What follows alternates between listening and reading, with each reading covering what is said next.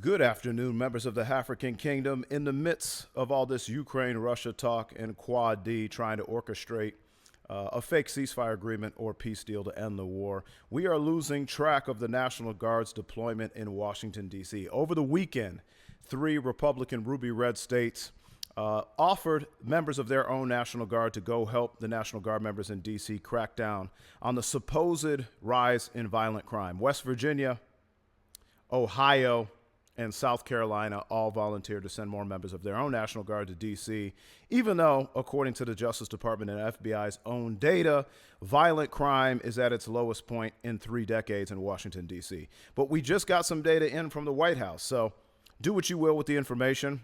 But the White House arrest numbers from August 7th, when this started, to August 17th, which was last night, Sunday night, only 383 total arrests over 10 days. It's a little bit over 38 arrests a day, which is pretty routine and normal, according to the Metro Police Department there in D.C., the local police department. Nothing new. The majority of these arrests were immigration-related offenses, minor immigration violations, 165 immigration arrests. Violent crimes, a total of 5 arrests in 10 days. 3 essays and 2 unalivings. That's it. 5. That's it. So, again, this is political theater. It's trying to get us to distract from how bad the economy is. I voted for Trump because of the economy. He doesn't want us to focus on rising inflation. He doesn't want us to focus on my milk, my eggs, my groceries. He doesn't want us to pay attention to the rising cost of groceries, milk and eggs, appliances, furniture, toys, clothes, shoes, everything. He doesn't want to have the focus be on his lack of ability to negotiate trade deals with other countries like China, Mexico, and Canada, our 3 biggest trade partners. So he wants to distract us. He wants to distract us away from why he moved, maybe it's Ghislaine, why he moved Ghislaine to the least security prison in the prison system in Texas overnight without the use of U.S. Marshals. He doesn't want us to focus on the Schmeppes files, which Republicans continue to vote against releasing in Congress. So this is how he does it. Manufacture a crisis in Washington, D.C., even though in May he said that crime was at its lowest point in 3 decades. He actually admitted it.